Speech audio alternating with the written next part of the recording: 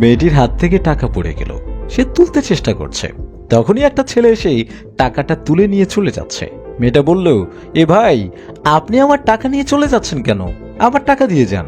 ছেলেটা কোনো কথা না শুনে চলে যাচ্ছে। সে দিক দিয়ে আরমানকে আসতে দেখে মেয়েটা বলল, ভাইয়া, ওই ছেলেটা আমার টাকা নিয়ে চলে যাচ্ছে, প্লিজ আমার টাকাটা নিয়ে দেন। আরমান ছেলেটার কাছে গিয়ে বলল, এই, তুমি ওনার টাকা নিয়ে যাচ্ছ কেন? ছেলেটা বলল, না না, আমি ওটা কেন নেব, এটা আমার টাকা। আরমান বলল, এদিকে আসো। আরমান ছেলেটাকে বলল, এ বোন, বলছে তুমি নাকি তার টাকা নিয়ে যাচ্ছ।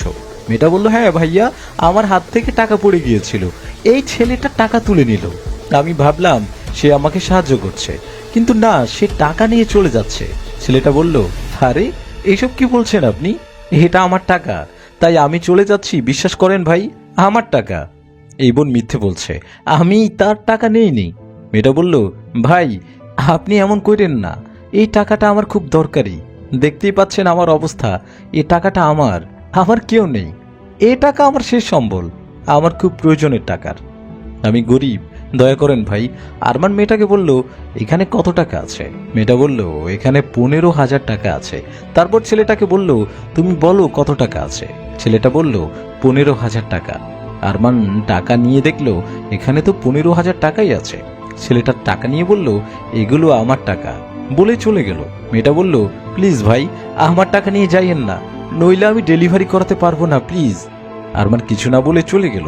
কয়েকদিন পর মেয়েটা রাস্তা দিয়ে যাওয়ার সময় দেখলো যে সেই ছেলেটা রাস্তায় পড়ে আছে। মেয়েটা তার কাছে এগিয়ে গিয়ে খুব কষ্টে সেখানে বসে পড়ল। এ ভাই, আপনার কি হয়েছে? ছেলেটা কোনো কথা বলছে না। মেয়েটা তার ব্যাগ থেকে পানি বের করে ছেলেটার মাথায় দিল, চোখে ছিটালো। ছেলেটা চোখ খুলে বলল, পানি? একটু পানি দেন, খাবো।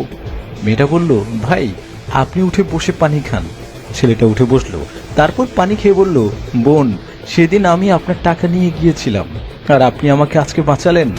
হ্যাঁ, একজন মানুষ হিসেবে এটা আমার কর্তব্য, একজন অসুস্থ মানুষকে বাঁচানো। কিন্তু আপনার কি হয়েছিল?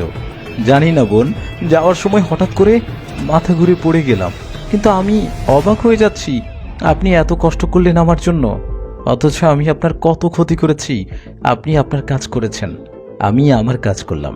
আপনি আমার টাকা নিয়েছেন, সেটা এখন দেখার বিষয় না, এখন আপনাকে বাঁচানোটাই আমার কাছে সবচেয়ে বড় বিষয় ছিল।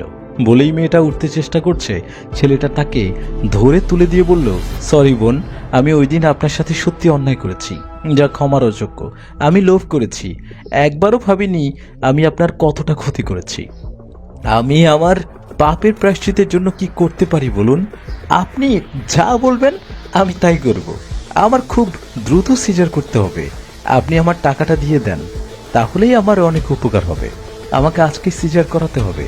কিছুদিন আগে আমার স্বামী মারা গেছে, আমার আর কেউ নেই, ওই টাকাগুলো ব্যাংকে ছিল, ওগুলো তুলেছিলাম। চলুন বোন, আমি আপনার ডেলিভারির সব ব্যবস্থা করছি, আপনার সব টাকা দিয়ে দেব, আপনার কোনো কিছু ভাবতে হবে না, আমি আপনার আর কোনো ক্ষতি হতে দেব না।